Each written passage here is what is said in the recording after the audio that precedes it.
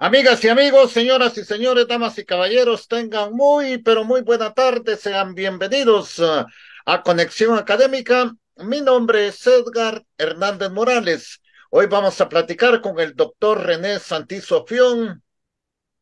Él es especialista en cirugía general, egresado de la Universidad de San Carlos de Guatemala. También tiene la especialidad en otorrinolaringología por la Universidad Autónoma de México. Es autor también de los libros Desde el umbral de la muerte y Desde el umbral de la muerte y del libro Morí y vi. Estos son los libros del doctor René Santizo Fión, con quien hoy vamos a platicar el origen del mal. Así que le damos la bienvenida. ¿Qué tal, doctor? ¿Cómo está? Bienvenido a Conexión Académica. Hola Edgar, hola Radio Escuchas y televidentes y todos los que se conectan a estas redes sociales para poder aprender más y más. Doctor, ¿cómo podemos ver el origen del mal desde una perspectiva religiosa? Bueno, Edgar, estamos viendo precisamente en este libro, Desde el umbral de la muerte, hicimos una revisión sobre lo que es el alma, desde la perspectiva religiosa, filosófica y científica. Entonces, en la perspectiva religiosa, hemos visto en estos programas religiones abrahámicas, monoteístas, y antes de pasar a los politeístas, y otro tipo de religiones, quisiéramos platicar un poquito sobre el mal. ¿Cómo se ve el mal desde las perspectivas abrahámicas? O sea, desde la perspectiva de la Torá, de la Biblia y del Corán. Básicamente, si nos referimos a esta perspectiva religiosa, podemos remontarnos a la historia de Adán y Eva. Adán y Eva le dijeron que podían comer todos los árboles del paraíso, le dijo Dios, menos el árbol del bien y del mal. El conocer y el bien y el mal metafóricamente en este árbol representaba tener conocimientos como Dios, pues estaba prohibido. El otro libro prohibido era el de la vida, ¿va? Entonces, esa toma de conciencia de bien y mal por parte de Adán y Eva fue llevada, según cuenta la mitología y la religión, por la serpiente que le dio la manzana a Eva. Eva la comió y se la compartió a Adán y después fueron expulsados del paraíso. En pocas palabras. Entonces quiere decir que si interpretamos la perspectiva religiosa del conocimiento, del árbol, del saber, del bien y del mal, significa que es el hombre el que percibe lo bueno y lo malo. Desde la perspectiva religiosa, nosotros los humanos somos los conocedores del bien y mal a través de nuestra propia interpretación. Puede ser una forma de interpretar. La otra habla de los ángeles caídos, del demonio, de Satanás, de Luzbel, de Lucifer, a propósito del tema que tuvimos la vez pasada de exorcismo. Entonces, algunos consideran que el mal también puede ser un ser. Pero ¿qué es un ser desde el punto de vista religioso? El diablo, Luzbel, Belcebú. Pero como comentamos en nuestra charla sobre el exorcismo, ese Satán, ese diablo, ese Luzbel, está dentro del ser humano. Entonces no sería otra perspectiva poder decir que el ser humano es el que causa el bien y el mal. ¿Por qué de la teodicea? La teodicea dice que siendo Dios bueno, no debería existir la maldad, pero sin embargo existe. ¿Existe en base a qué? Al concepto lingual, por decirle la palabra mal y bien, que es una categoría que el ser humano interpreta de algo. Por ejemplo, hay terremotos, hay erupciones, hay COVID y hay guerras. Entonces, el ser humano puede decir, bueno, el terremoto mató a mi abuelita, entonces es malo el terremoto. No, pero el terremoto son movimientos tectónicos que dieron lugar al surgimiento de los continentes y surgió la vida. O sea que el terremoto también puede ser bueno. ¿Es un relativismo posmoderno? No, porque el relativismo posmoderno no es que yo crea lo que yo quiera, pues, porque es una interpretación de un grupo de personas que es un relativismo social. Entonces, lo bueno y lo malo puede ser, como le hemos dicho aquí, que yo tenga 4 mujeres porque soy del Islam, está bien. Si yo tengo 4 mujeres porque soy cristiano, está mal. Es un relativismo social. No es un relativismo que yo hago lo que yo quiera. No, no. Allá es bueno tener 4 mujeres y aquí es malo tener 4 mujeres. Los de Oceanía, algunas tribus de algunas islas tienen, las mujeres tienen 7 hombres. Nosotros aquí, un hombre para una mujer. En el Polo Norte, los esquimales comparten a su mujer cuando llega un visitante, posiblemente desde el punto de vista genético para que haya más diversidades de genes, puede ser. Pero para ellos culturalmente está bien. Para nosotros compartir a la mujer o al hombre está mal. Entonces quiere decir que hay cierto relativismo social, cultural, diferentes posiciones a nivel del mundo. Entonces quiere decir que el bien y el mal sí puede ser una interpretación o una categorización o un adjetivo que le podemos poner a una situación. ¿La guerra es buena o mala? Buena para los que venden las armas, mala para los muertos y los familiares. Pero ¿quién es el culpable de la guerra? ¿Dios? ¿El cambio climático? Bueno, pues, o el ser humano. El ser humano que actúa en su libre albedrío podría originar el bien o podría originar el mal, de acuerdo a la interpretación cultural de un grupo social. Entonces, en pocas palabras, la religión interpreta el bien y el mal como el árbol de la sabiduría, por lo menos en el texto abrahámico, en los textos abrahámicos, en la Torá, la Biblia, el Corán, y en la religión politeísta es el karma, que lo que usted haga mal, lo va a recibir, tiene que recibir mal. Si usted hace el bien, pues va a recibir el bien. Si usted logra salir de las reencarnaciones, en el Shmoska o liberación final, va a llegar al parinirvana, que según la tradición budista es un estado que trasciende cualquier definición, llámese el cielo o estado celestial, como ya. Entonces quiere decir que también hay una compaginación desde el punto de vista politeísta, desde el punto de vista monista o solo un dios, monoteísta sería la palabra. Pero al final, lo bien y mal depende de la interpretación del ser humano. Esto podría ser una de las muchas interpretaciones que se pueden dar sobre el bien y el mal desde el punto de vista religioso, tanto en el politeísmo como en el monoteísmo, como el karma, la reencarnación y la liberación final en un parinirvana final del hinduismo y del budismo en estos casos. Doctor, ¿y cómo puede saber uno si es al menos un 98% bueno? Bueno, depende del consenso social. ¿Bueno qué? ¿A qué le quiere llamar bueno? ¿A qué Y, actividad? ¿O yo le qué? digo, si los otros que tienen tantas mujeres y los otros tienen otras creencias, ellos también se creen buenos, Por porque no, supuesto, entonces, pero ¿cómo ser o estar tiene seguro que razón. soy bueno? Bueno, usted va a ser bueno en el Islam si tiene 4 mujeres. Ahí es bueno, porque aparte tiene billete para poner a 4 mujeres. En la época de Abraham, Isaac, Jacob, Samuel y todo el resto de profetas, según las 3 decisiones abrahámicas, era bueno tener varias mujeres. ¿Por qué? Porque había poca gente en la tierra. Si usted tenía pocas mujeres y tenía pocos hijos y eran pocos la tribu, lo iban a matar. Entonces lo bueno era tener un montón de hijos, un montón de mujeres y un montón de tierra y de ganado y de ovejas y de vacas y de cosas más, porque era bueno para la evolución en ese momento. Pero usted tiene ahorita 4 mujeres y 16 hijos y vive en una ciudad como Guatemala, está a morir de hambre. No es bueno tener 4 mujeres, aparte del relajo en la casa, pues. Pero aparte de eso, va a tener muy poco dinero para alimentar a tanta cantidad de gente. Entonces, la relatividad del posmodernismo en cuanto a la situación sociocultural va a decir que usted en el Islam tener 4 mujeres y 15 hijos es algo bueno, loable, y todos le van a aplaudir. Y aquí en el Occidente no. Entonces, ¿quién tiene la verdad? Ellos tienen su verdad y nosotros nuestra verdad. ¿Cuál verdad es la mejor?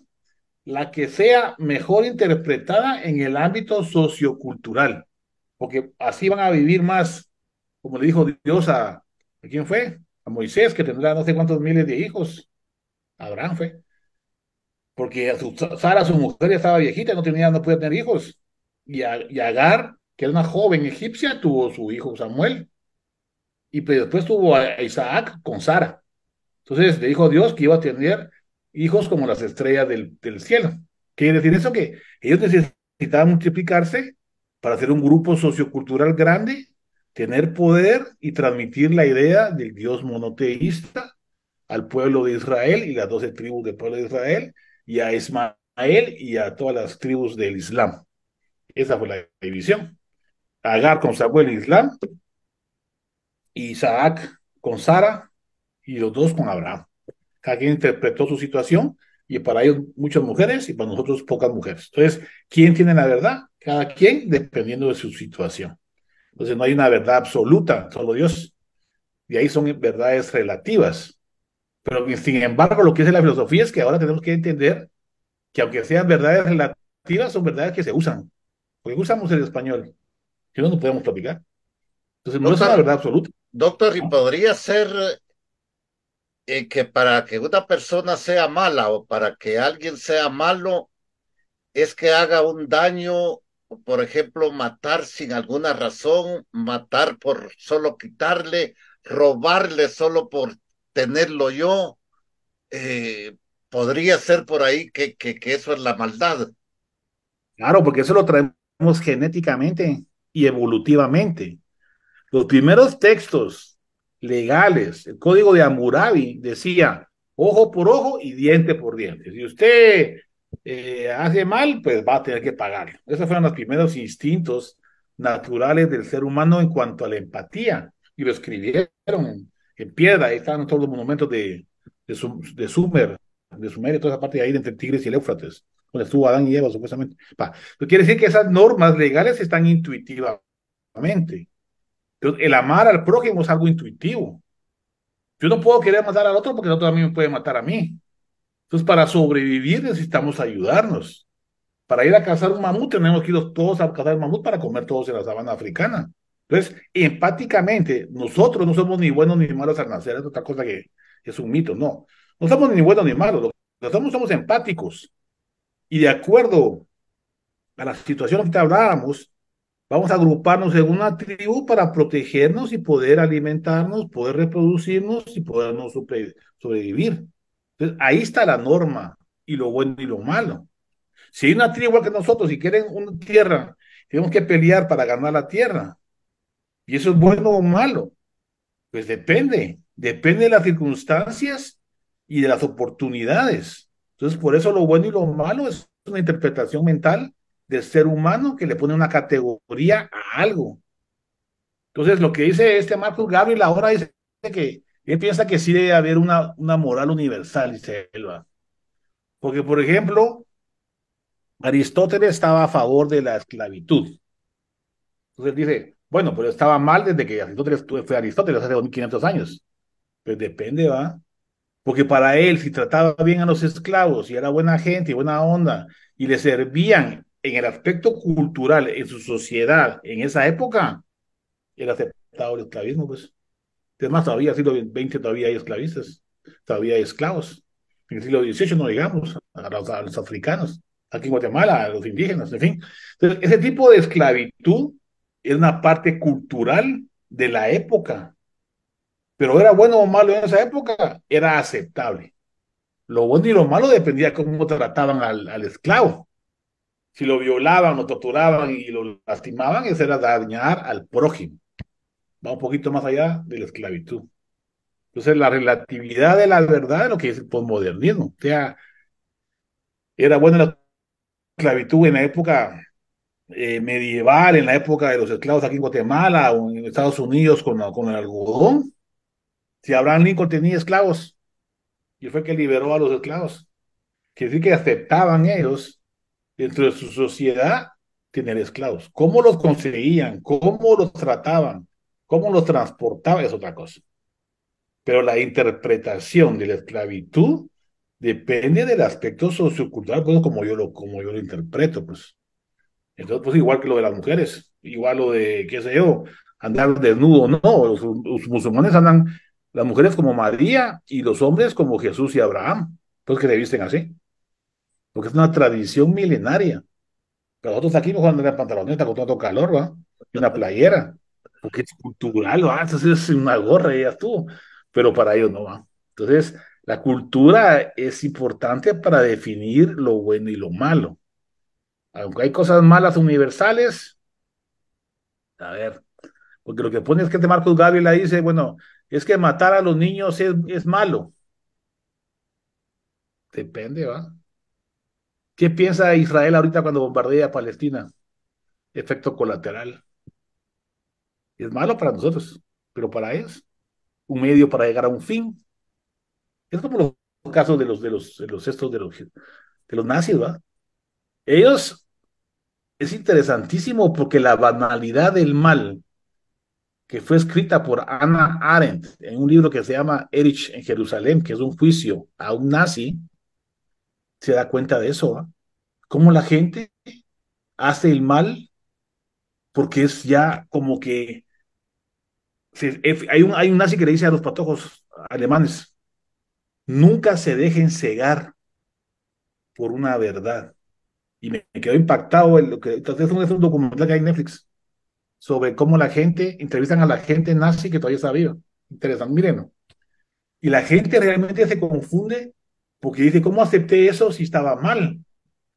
Pero en esa época estaba bien.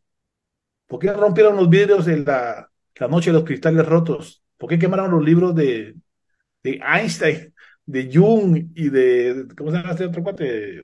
Freud, de todos los judíos que eran malos? Porque era una verdad que los cegaba a un grupo social.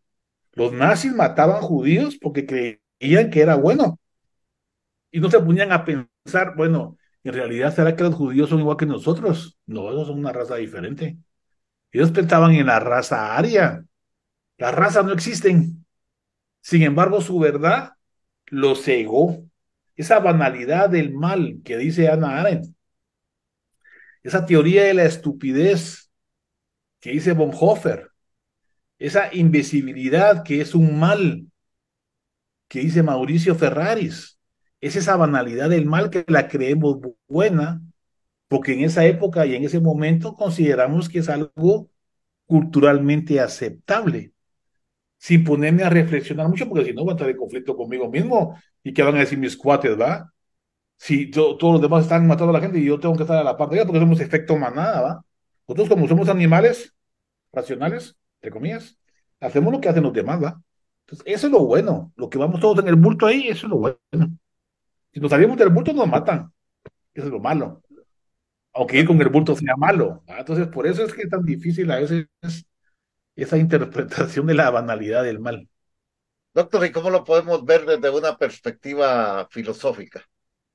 Es interesante, oiga, por ejemplo, San Agustín y Santo Tomás dicen que el mal es la ausencia del bien. O sea que Dios no está en el mal.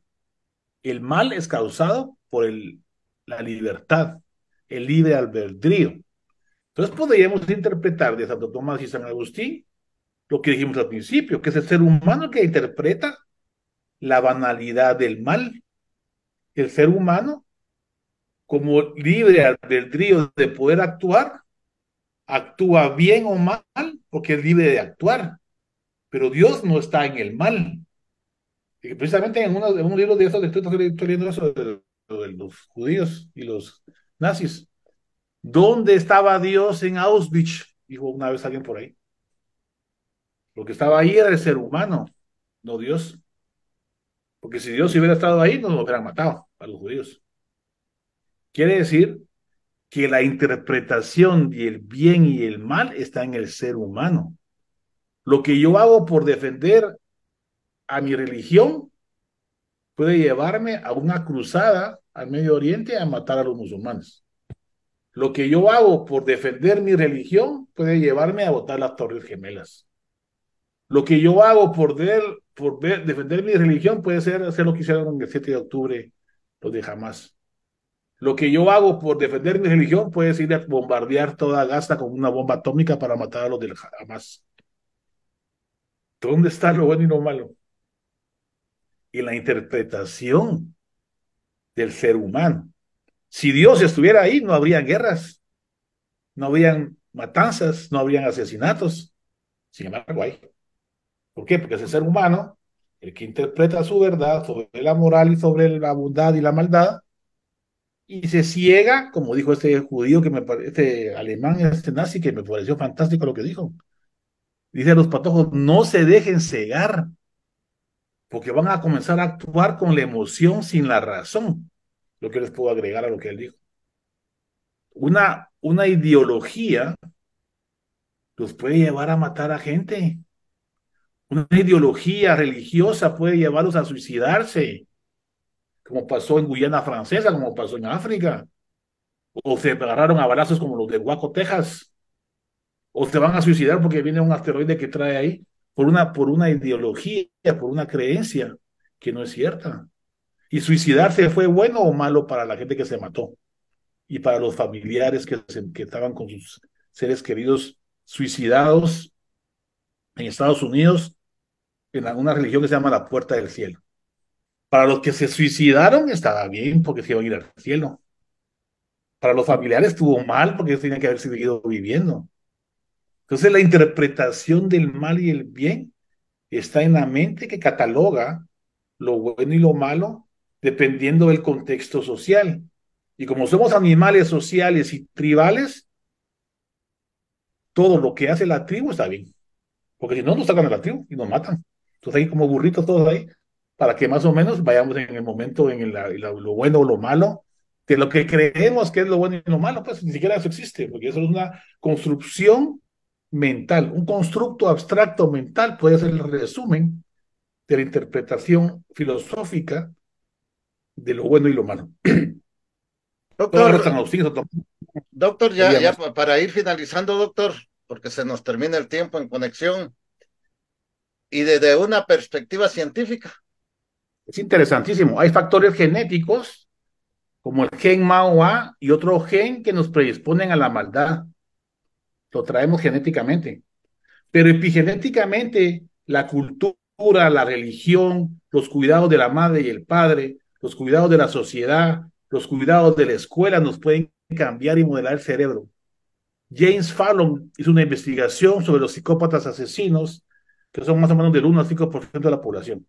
Y son buena gente, caen bien, violan, matan y les pela, no les influye emocionalmente. Esas personas tienen afectado el lóbulo frontal, para que me entiendan, como que está atrofiado, digamos. Y también traen genes MAOA, que los vuelve malos, digamos.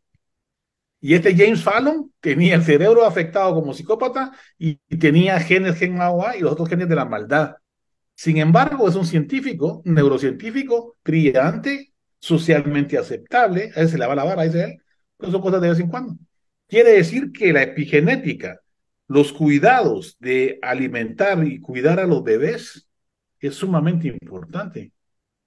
Los niños huérfanos de Ceausescu en Rumanía, que fueron aislados de sus madres, sus padres, y los cuidados de recién nacido, fueron malos. Hicieron estudios en ratas. Las ratas que eran acicaladas, lamidas y cuidadas por tu rata madre eran ratas buenas. Las ratas que no tenían cuidados maternos y que estaban aisladas y amontonadas en una caja eran ratas malas. Los niños de Ceausescu fueron estas ratas malas que fueron abandonadas en un orfanatorio, los trataban mal, ya no lloraban cuando se montaron después de la guerra. Los niños estaban callados así, no lloraban, no pedían comida, no pedían nada, porque estaban totalmente ausentes de su mente. Quiere decir que la epigenética, los cuidados sociales, la escuela, la religión, los cuidados de la mamá, del papá, el cariño y el amor moldean el cerebro.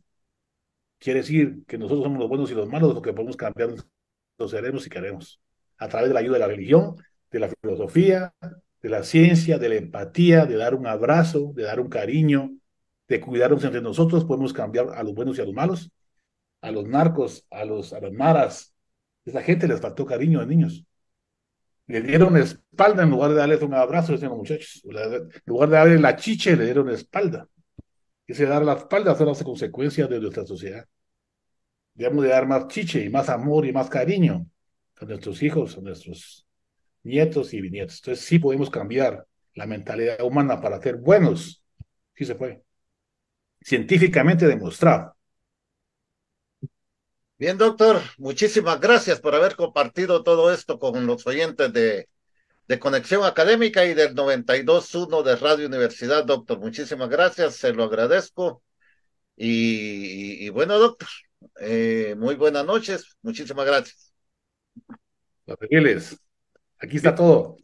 Bien, amigos, llegamos al final entonces de un programa más de Conexión Académica. Hoy estuvo con nosotros el doctor René Santiz Sofión. Él es especialista en cirugía general egresado de la Universidad de San Carlos de Guatemala.